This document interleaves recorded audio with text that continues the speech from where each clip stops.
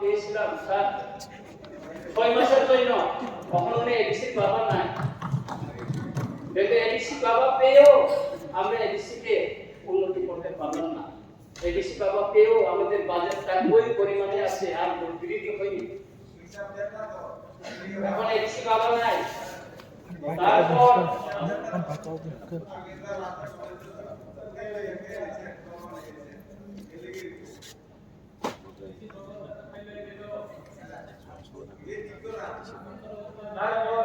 এখানে এই রাজ্যে শিক্ষিত অনেক সাংবাদিক আছে, সে বিপ্রাসা হইতে পারে, সে বাঙালি হইতে পারে, সে অন্যান্য জনগোষ্ঠীর হইতে পারে। যারা শিক্ষিত, যারা সাংবাদিক আছে, তাদের জন্য অন্তত একটা বার্তা ব্যবস্থা যদি করা যায়, তাহলে অন্তত সাংবাদিকরা তাদের একটু পরিবার পরিচালনা করার জন্য ওনারা করতে পারেন। সেই বিষয়টাও যদি সরকার আপনার মাধ্যমে আমি জানাচ্ছি, দাবি জানাচ্ছি, তাদের জন্য একটা ব্যবস্থা করা হোক। কারণ তারা অনেক কষ্ট করে গ্রাম পাহাড় থেকে শুরু করে শহরে মানুষের সমস্যা, মানুষের দুঃখের কষ্টের কথা তারা পত্রিকায় ঘুরে ধরেন, বিভিন্ন সামাজিক মাধ্যমে, সোশ্যাল মিডিয়ার মাধ্যমে তারা তুলে ধরেন। তাদের জন্য যদি বিবেচনা করা যায়, যেটা খুব উপকৃত হবে বলে আমি মনে করি।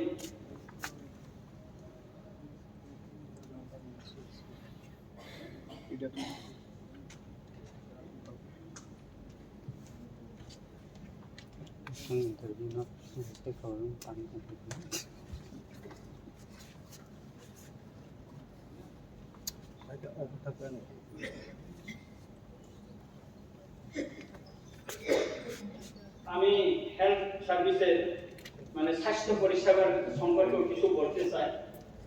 স্বাস্থ্য পরিষেবার ক্ষেত্রে এবার বাজেটে খুব ভালো হয়েছে।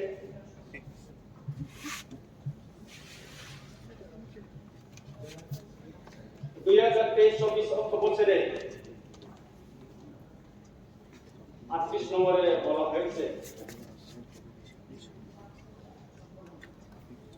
উত্তর দলা এবং গোমতী জেলায় গ্রুপ পুনর্বাসন 11টি হেলথ অ্যান্ড ওয়েলনেস সেন্টার নির্মাণ করা হবে। 2023-24 অর্থ বছর মহারানী, মধুপুর এবং বিশ্রামগঞ্জ প্রাথমিক স্বাস্থ্য কেন্দ্রগুলিতে পিএসসি কমিউনিটি স্বাস্থ্য কেন্দ্র থেকে সিএসসি উন্নত করা হবে। মাননীয় ডক্টর স্পিকার স্যার, আমি মাননীয় স্বাস্থ্য দপ্তরের ভারপ্রাপ্ত তথা মুখ্যমন্ত্রী মহোদয়কে একটা চিঠি দিয়েছিলাম। আমার বিধানসভা কেন্দ্রে 3টা পিএসসি আছে, একটা হলো রতনপুর, একটা হলো মাইজালবাড়ি, আর একটা হলো আমপুরা পিএসসি। কিন্তু এবার বাজেটে আমি আশা করেছিলাম, আমি ওনার সঙ্গে দেখা করে আমি চিঠিটা দিয়েছিলাম, কিন্তু এবার যে বাজেটে আমার রামচন্দ্রঘাটের জন্য কিছু উল্লেখ করা হইল না। এটা পিপাসা এলাকা বলে এই বঞ্চনা কিনা বা অবহেলা করা হয়েছে কিনা আমি এটা জানি না। এবং আমি বলেছিলাম যে সারা ত্রিপুরা এর আগে বিধানসভায় আরো 2টা জায়গায় ট্রমা সেন্টার, একটা হলো ধর্মনগরে আর একটা মনে হয় সাউথে, ওইটা ট্রমা সেন্টার, সেখানে আমি এসে হেডকোয়ার্টারে একটা ট্রমা সেন্টার খোলার জন্য আমি দাবি জানিয়েছিলাম। কিন্তু এবার যে বাজেটে এখানে ট্রমা সেন্টার খোলার জন্য এখানে কিছু করা না, 39 নম্বর ইয়েতে আছে এখানে নিত্যবাজার এবং দুর্গাবাজার 2টি নতুন প্রাথমিক স্বাস্থ্য কেন্দ্র নির্মাণ এবং আনন্দনগর, বামুকিয়া, তৈবান্দা, জয়রামপুর, আগানিয়া নগরে 5টি নতুন প্রাথমিক স্বাস্থ্য কেন্দ্র উদ্বোধন করা হবে। 2023-24 অর্থ বছরে ধর্মপুর উত্তর জেলা হাসপাতাল ট্রমা কেয়ার সেন্টার চালু করা হবে। কিন্তু এখানে ওই যে আমি যেটা বলেছিলাম এডিসি হেডকোয়ার্টারে ট্রমা সেন্টার খোলার জন্য এখানে কিছু কথা উল্লেখ করা হলো না, ওরটাও মনে হয়নি। তাই আমি বন বিভাগের সম্পর্কেও একটু বলতে চাই, ফরেস্ট ডিপার্টমেন্ট সম্পর্কে।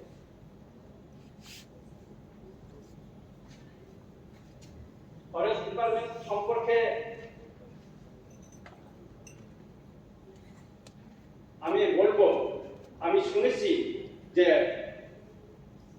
বিশেষ করে এডিসি এলাকার জায়গা প্রজেক্ট কোটি কোটি টাকা খরচ করে পিছিয়ে পড়া জনজাতিদের বা উপজাতিদের আর্থিক উন্নয়নের জন্য অনেক প্রজেক্ট হয়েছে। আমি পদ্মবীর রেঞ্জ অফিসের মাধ্যমে খোয়াই এসডিএফও কে একটি চিঠি দিয়েছিলাম আমার রামচন্দ্রঘাট এলাকায় তথা বর্গবীর রেঞ্জের অধীনে জায়গা প্রজেক্ট কোথায় কোথায় হয়েছে এবং সাকসেসফুল জায়গা প্রজেক্ট কোথায় আছে তার একটা তথ্য দেওয়ার জন্য 3 মাস অতিক্রান্ত হয়ে গেল। ওই দিন ব্লকে রিভিউ মিটিং হলো, তারপরে ডিএমএ দিশার মিটিংয়ে আমি উল্লেখ করেছিলাম, কিন্তু আজ পর্যন্ত আমি তথ্য পাইনি। সুতরাং এই জায়গা প্রজেক্টের নামে কি হয়েছে সেটা আমি আপনার মাধ্যমে জানতে চাই যে সারা ত্রিপুরায় জায়গা অনেক প্রজেক্ট হয়েছে ত্রিপুরা এলাকাতে, এই জায়গা প্রজেক্টগুলি কি অবস্থায় আছে বা এর মাধ্যমে এডিসি এলাকায় ত্রিপুরা সারা কতটুকু উপকৃত হয়েছে তা আমি জানতে চাই আপনার মাধ্যমে। এবং দায়িত্বপ্রাপ্ত মাননীয় ভারপ্রাপ্ত মন্ত্রী বা তথা মুখ্যমন্ত্রী মহোদয়ের নিকট আমি জানতে চাই জায়গা প্রজেক্টের অবস্থাটা যদি সারা ত্রিপুরার সঙ্গে আমার রামচন্দ্রঘাট এলাকায়, আমার রামচন্দ্রঘাট বরম্বর পাহাড়ের নিচে অনেক জায়গা প্রজেক্ট হয়েছে বলে আমি শুনেছি, কিন্তু আমি ঘুরে দেখলাম গত নির্বাচনের পর থেকে আমি ঘুরছি, কিন্তু আমি কোথাও জায়গা প্রজেক্টের তেমন কিছু দেখিনি। কোথাও 2-3টা বাস লাগানো আর কোথাও কিছু কলা গাছ, এছাড়া আমি আর কিছু দেখিনি। তাছাড়া যে পাট্টা দেওয়া হয়েছে এই পাট্টা নিয়েও আমার এলাকাতে সাংঘাতিক ঝগড়া। পাট্টা দেওয়া হয়েছে, কাগজ আছে, ডিমার্কেশন নেই, কার জমি কোন দিকে এই নিয়ে ঝগড়া, এটা আমার এই বিষয়ে অনেক কিছু করা হয়েছে, কিন্তু এটা আজ পর্যন্ত সমাধান হয়নি। শুধু আমার এলাকা না, সারা ত্রিপুরা এই পাট্টা যে ডিমার্কেশন যে করে দেওয়া হয়নি, এটা হচ্ছে। সুতরাং আমি আপনার মাধ্যমে অনুরোধ করব যে এই পাট্টা দেওয়ার যে ডিমার্কেশনটা এটা অবিলম্বে একটা সমস্যার সমাধান করে যদি দেওয়া যায় তাহলে খুবই ভালো হবে। আরেকটা সমস্যা হচ্ছে আমার এলাকাতে স্বাস্থ্য বিভাগের 2টা সাবসেন্টার এখন উদ্বোধন করতে পারেনি, 2টা অনেক আগে এটা হয়েছে। সেটার কারণটা কি? এটা বামফ্রন্ট আমলে এটা জমি নিয়েছিল চাকরি দেব বলে, কিন্তু তাদের পরিবার যারা জমি দিয়েছিল তারা চাকরি পায়নি, সেজন্য তালা দিয়ে রাখছে, আমরা খুলতে পারিনি। আমি নিজে কথা বলেছি এবং আমার কাছেও দরখাস্ত করেছে এটা একটা সমাধান করে দেওয়ার জন্য। সুতরাং এটাও একটা সমাধান করা উচিত। এটা এভাবে একটা দীর্ঘদিন একটা বিল্ডিং পড়ে আছে উপস্বাস্থ্য কেন্দ্রে, সেটা এটা এমন চলতে পারে না। এরকম একটা গাঁও বিদেশ কমিটির একটা অফিসও এরকম আমপুরা যেটা পাওয়ার স্টেশন 2টানি জমি দিয়েছে, ওর পরিবারকে চাকরি দেওয়ার কথা ছিল, সেটা দেওয়া হয়নি স্যার। ওই পরিবারও আমাকে বলছে আমি 2টানি জায়গা দিয়েছি, এটা আমার একটা পরিবার চাকরি পাওয়ার কথা, আমি কিছুদিন পরে তালা দিয়ে দেবো। আমি বিনয়কে অনুরোধ করছি আপনি এটা করবেন না, আমার এলাকাটা অন্ধকার হয়ে যাবে। এটাও একটা সমাধান চাই আমি।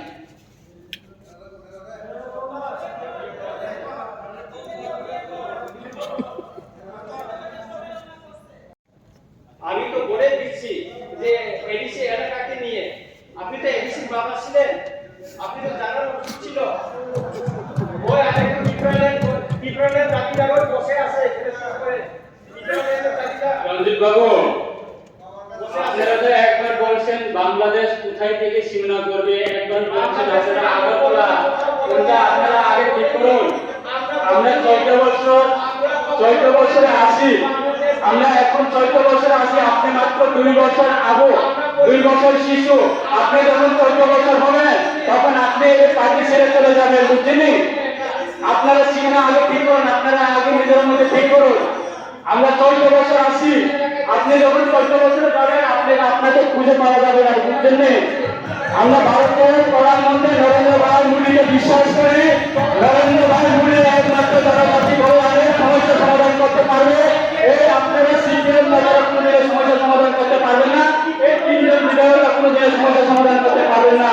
যতক্ষণ পর্যন্ত আপনি আমাদের সঙ্গে বেঞ্চে যতক্ষণ পর্যন্ত না আসবে ততক্ষণ পর্যন্ত আমাদের জনজাতির সমস্যা সমাধান হবে না, বুঝছেন? আপনার ম্যাপটা আগে ঠিক করুন, আপনার এরিয়াটা ঠিক করুন। আপনার 14 বছর হবে তখন আপনাকে খুঁজে পাওয়া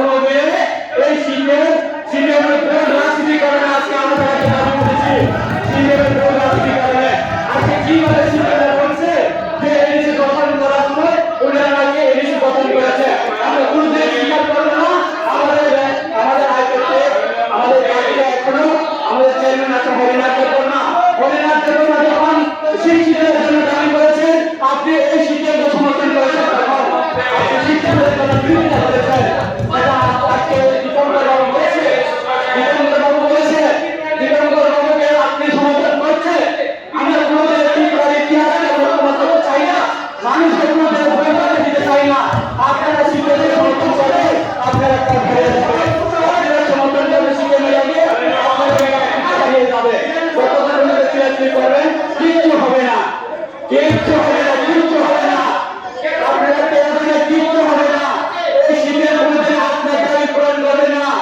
এই তিনজন বিধায়ক কংগ্রেস মধ্যে আপনার দাবি পূরণ করবে না দাবি পূরণ করবে আমাদের রাজ্যের মাননীয় মুখ্যমন্ত্রী প্রফেসর ডক্টর মানিক আম্বেদকর বাংলাদেশের জনপ্রিয় প্রধানমন্ত্রী নরেন্দ্র ভাই মোদী একমাত্র যারা রাজ্যে করে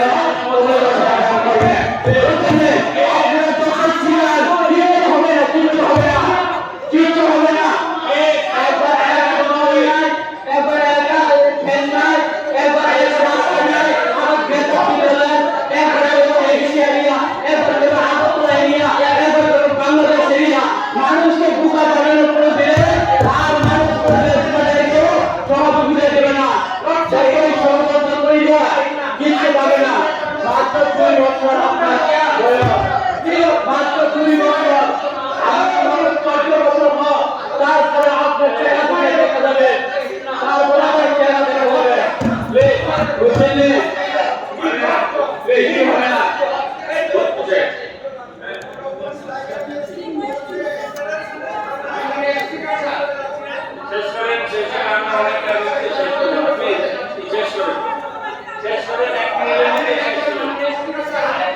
আমরা 14 বছর করে এসেছি 14 বছর তোমরা মাত্র 2 বছর 10 বছর আগে ক্রস করো তারপরে বুঝবো একটা শিক্ষা নিয়ে মানুষ না এই মানুষ মানে কি ভাবে চলবে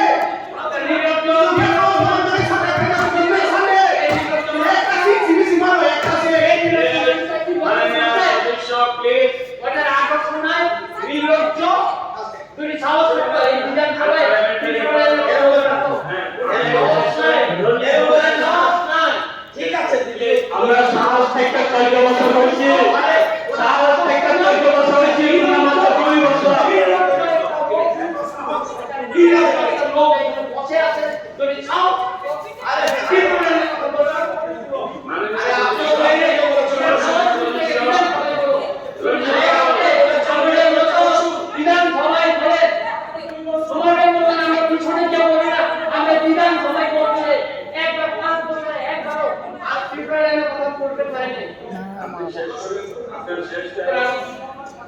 আমরা টাইম শেষ আমি শেষ করি প্লিজ শেষ করি আমি আমার বক্তব্যের মাধ্যমে এই বাজেটের বাজেটটা যে আমাদের মানে ত্রিপুরা সমাজের জনগণের যে আশা সেটা পূরণের জন্য এটা এই বাজেটে আমরা দেখছি না এই বাজেট হচ্ছে আশা বঞ্চনা এবং অবহেলার জন্য তাই এই বাজেটকে আমি সমর্থন করতে পারছি না আপনাকে ধন্যবাদ থ্যাংক ইউ